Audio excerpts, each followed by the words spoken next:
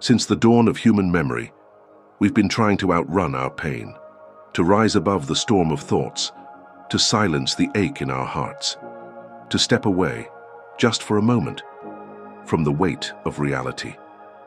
And in this long search for refuge, one elixir has reigned supreme: alcohol, a toast at weddings, a ritual at funerals, a spark at parties, a balm after heartbreak.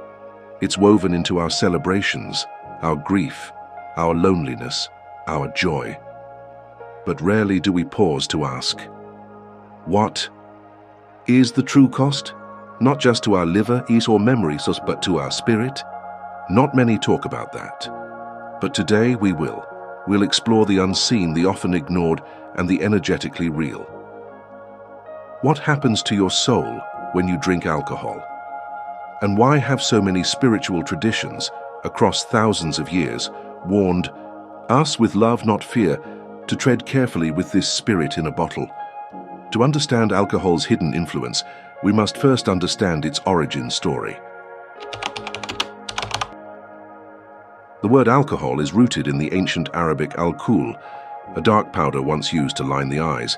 But to alchemists, it meant far more. It symbolized an invisible force, the distilled essence, the spirit extracted from a body. In their sacred science, this wasn't just chemistry, it was transmutation. And maybe, just maybe, this is why we still call liquor spirits. Because when you consume it, something is extracted, not from the bottle, from you. Across ancient civilizations, alcohol was seen as both divine and dangerous. To the Sumerians and Egyptians, wine was a sacred offering, linked to gods of rebirth and fertility. To the Greeks, it was dedicated to Dionysus, god of ecstasy and divine madness. It opened the gates to vision, to reverie, but also to madness, to loss of self. Ancient sages didn't outright condemn it, but they warned us alcohol can reveal, but it can also unravel. It can elevate or it can ensnare. It all depends on the consciousness behind the act. Fast forward to modern times, and we no longer sip for communion with the gods. We gulp to forget. We chug to fit in. We numb out, just to make it through the weekend.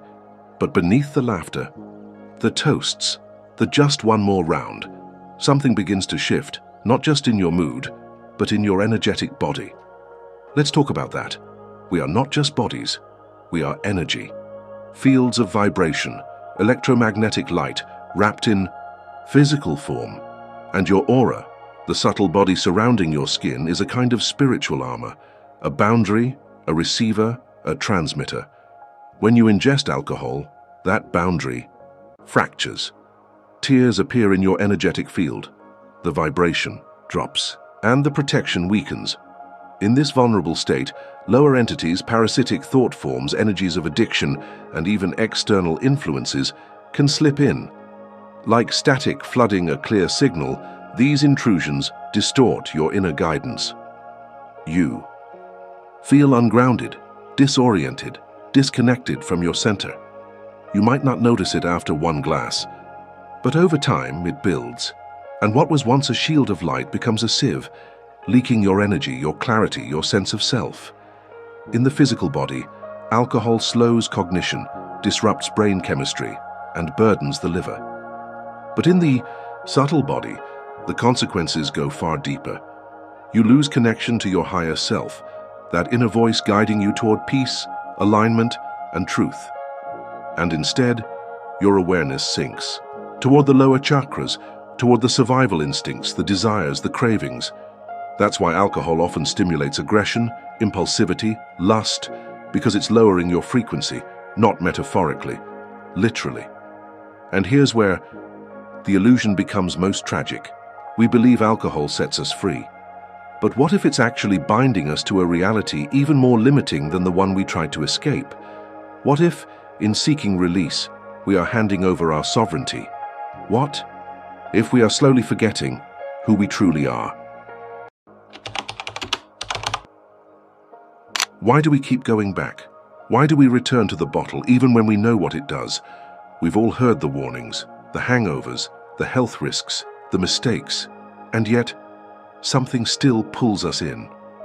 What is this invisible thread? What makes us crave what we know will harm us? The answer is buried deep within the human condition. We don't drink just to celebrate. We drink to escape the noise, the loneliness, the ache of unfulfilled potential, the questions we don't want to face when the room falls silent. In that way, alcohol becomes a form of alchemy in reverse, not transforming base metal into gold, but transforming truth into illusion. It sells you confidence, but it's counterfeit. It gives you joy, but it's fleeting. It grants you freedom, but it chains you in ways you can't see. Imagine the shy man, too afraid to speak his truth. He drinks. Suddenly he feels bold. He says what he never could, but that voice wasn't his. It was the voice of the chemical. And when the high fades, the silence returns, now heavier than before, because now he knows what it feels like to feel alive, but only through something outside himself. And that is the trap. We believe alcohol sets us free. But what if it's actually binding us to a reality even more limiting than the one we tried to escape? What if, in seeking release, we are handing over our sovereignty? What if we are slowly forgetting who we truly are? Ancient spiritual traditions understood this. They saw the danger, not just in the substance, but in what it symbolized.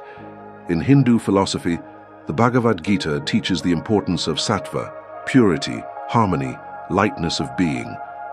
But alcohol feeds the qualities of rajas and tamas, restless desire and spiritual inertia. It clouds the mind. It blocks introspection. It distances us from our natural state of spiritual clarity. The Buddha warned of intoxicants for this exact reason, not because of moral taboo, but because anything that obscures your awareness keeps you from awakening. How can you walk the eightfold path with clouded senses? How can you see your inner truth if the mirror of your consciousness is fogged? In Christianity, wine holds sacred symbolism used in communion to represent divine union. But even early saints drew a line. St. Augustine wrote that intoxication was a form of self-abandonment, a surrender of the soul's capacity for reflection. Drunkenness, he said, is not just a physical act, but a spiritual exit from grace. In Sufi mysticism, the poet Rumi speaks of intoxication often, but he isn't praising the wine in your glass. He speaks of spiritual intoxication, of becoming drunk on the presence of God, not the contents of a bottle. Even he, lover of metaphors, warned against the misuse of literal wine, because when your ecstasy comes from a bottle, it's a borrowed light.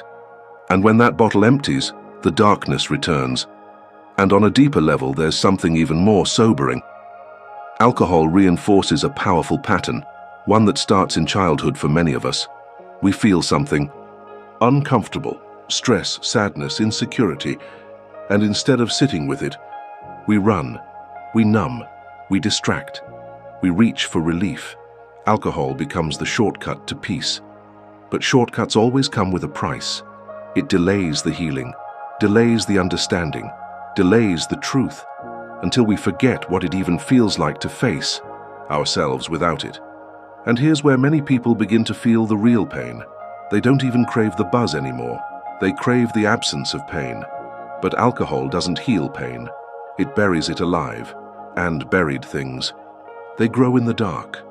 The great paradox is this: the more we chase escape, the further we drift from the only thing that can truly set us free, our own inner light. Because true peace doesn't come from suppression, it comes from integration, from knowing the storm inside, and learning to be still within it. And alcohol, it doesn't teach stillness, it just turns down the volume, but the noise is still there, waiting. In Hermetic philosophy, alcohol was understood as a dual symbol. Yes, it could distill essence, draw out the truth. But without purity of intent, it could also distort, corrupt, and pull the seeker into illusion. It was a razor-sharp blade, one that could carve wisdom or cut the soul. The alchemists warned, use it with reverence, or not at all. Because on the spiritual path, even one step in the wrong direction can take lifetimes to correct. In shamanic traditions, alcohol is treated with caution, if not outright avoidance. Shamans speak of the light body, the energetic vessel that links us to the spirit realm. Alcohol, they say, weakens this body, opening the gates to parasitic energies that feed off low vibrations. These aren't fairy tales, they're spiritual physics. So here's the real question. What are you really drinking when you drink? Is it just fermented grapes and grains? Or are you swallowing down a temporary escape from truth, from pain, from yourself? But even now, amidst all of this, there is hope, because awareness is power. And the moment you see the illusion for what it is, you no longer need it. The thirst that was once for alcohol becomes a thirst for alignment, for clarity, for stillness, for inner peace that doesn't come from a bottle, but from within.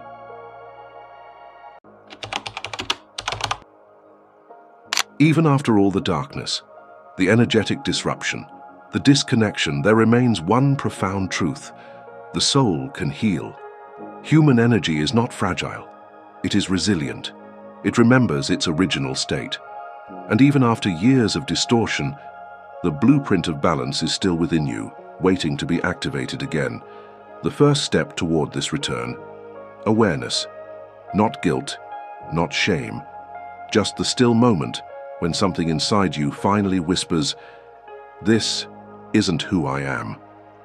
That whisper is the beginning, the turning point. It doesn't matter how long you've walked away from your center. The moment you choose to stop and breathe, you've already begun walking back.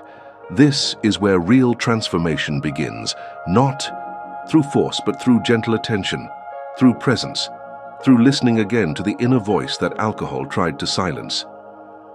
You don't have to become someone new. You just have to remember who you were before the noise. That version of you is still there underneath it all, untouched, waiting. And the tools to return, they've always been around us. Meditation, prayer, conscious breathing, stillness, time in nature. These aren't just rituals, they're rewiring devices. They cleanse, they reset, they restore your vibration and mend the energetic tears alcohol leaves behind. Through consistent spiritual practice, the aura begins to repair. The light body brightens, your thoughts settle, your cravings dissolve, and your heart starts to feel full again. This is the peace alcohol pretended to offer, but never truly could. And as the light returns, something else begins to shift. You stop craving escape, because you're no longer running. You're coming home. Many ancient traditions speak of this process, not as punishment but as purification. Buddhism teaches the power of mindfulness, not to resist cravings, but to witness them. To observe them like clouds passing through a sky that is never disturbed. You feel the desire rise, and instead of reacting, you simply breathe. You make a conscious choice, not from fear, but from clarity. In Christianity, the concept of grace reminds us that no path is ever walked alone, that even when we stray, divine support is always near. You don't have to carry the burden of change by yourself. Ask, and it shall be given. Even the earth herself offers medicine for our healing. Have you noticed how the forest doesn't rush you, how the ocean doesn't judge you, how the wind wraps around you like a silent reminder you are part of something greater? When we spend time in nature, our frequency harmonizes with the planet's rhythm. The mind calms, the nervous system recalibrates, the energetic field repairs. Nature remembers you even when you've forgotten yourself. And one of the most overlooked medicines on this journey, gratitude. Gratitude is an energy that lifts us. It reminds us that beauty exists even in small moments. A smile, a breeze, a breath, a sunset. The more you focus on what is present and beautiful, the less you need to escape. Gratitude fills the void we once tried to fill with substances. And when the void is no longer empty, when it's filled with presence and peace, alcohol begins to feel like an echo of a life you no longer live. This path isn't about perfection. It's not about never slipping, never craving, never looking back. It's about intention, And intention is powerful. It shapes your energy. It reshapes your story. You are not a slave to anything, not to a drink, not to a craving, not to a past. You are the master of your consciousness. You are not broken. You are becoming. And yes, community matters.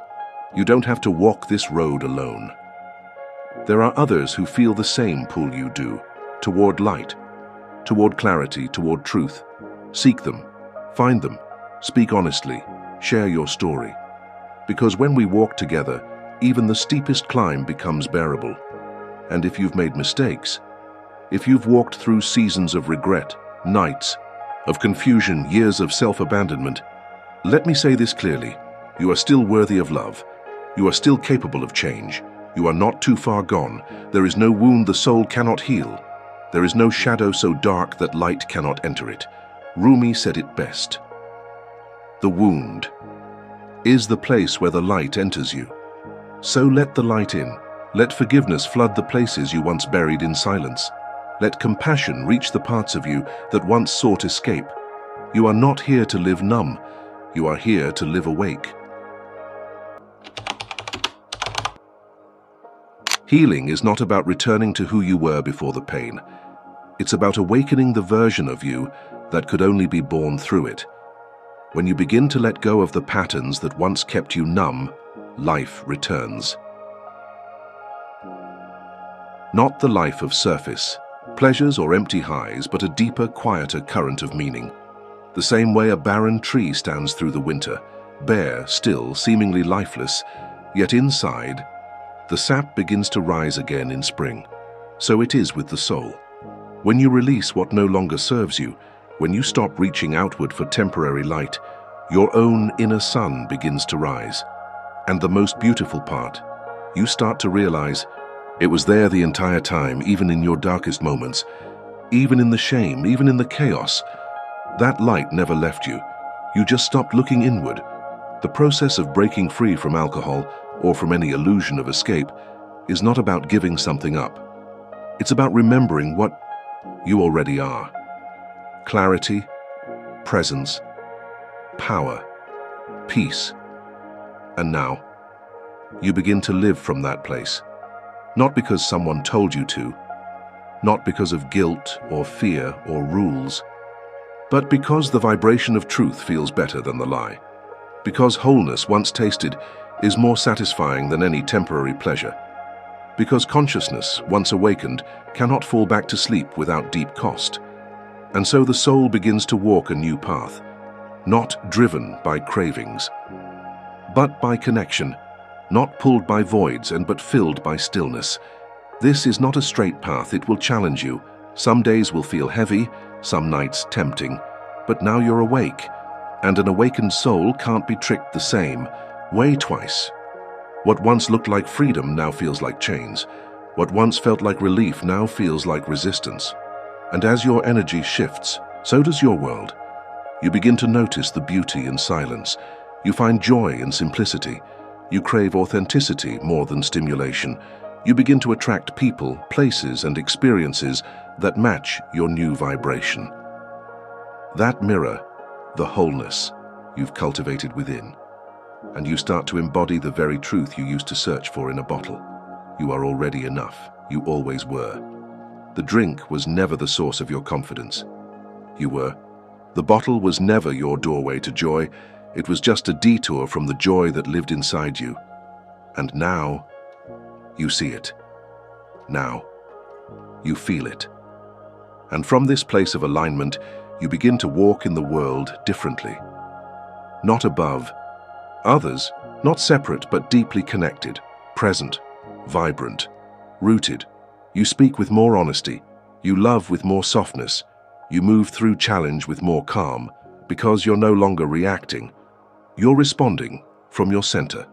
This is real liberation, not the kind sold in bars or advertised in neon lights, but the kind that comes when nothing owns you, when your choices are no longer rooted in escape, but in embodiment, when you no longer need to dull life, because you've found a way to live it fully, in alignment, in devotion, in peace.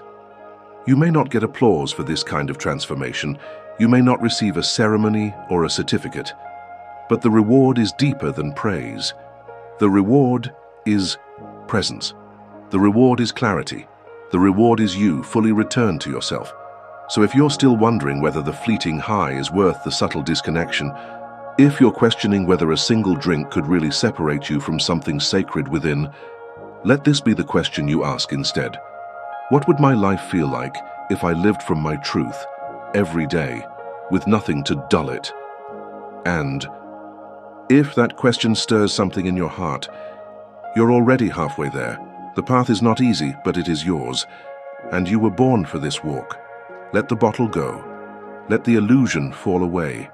Let the false lights dim, so that your real light can shine, not just for you, but for the world that needs your full, unfiltered presence. Because when one soul wakes up, it lights the way for others, and you, beloved soul, were meant to be that light. Thank you for walking this journey. The path of liberation is not just one of discipline, it is one of remembering, one of returning, one of reclaiming your essence. Thanks for watching.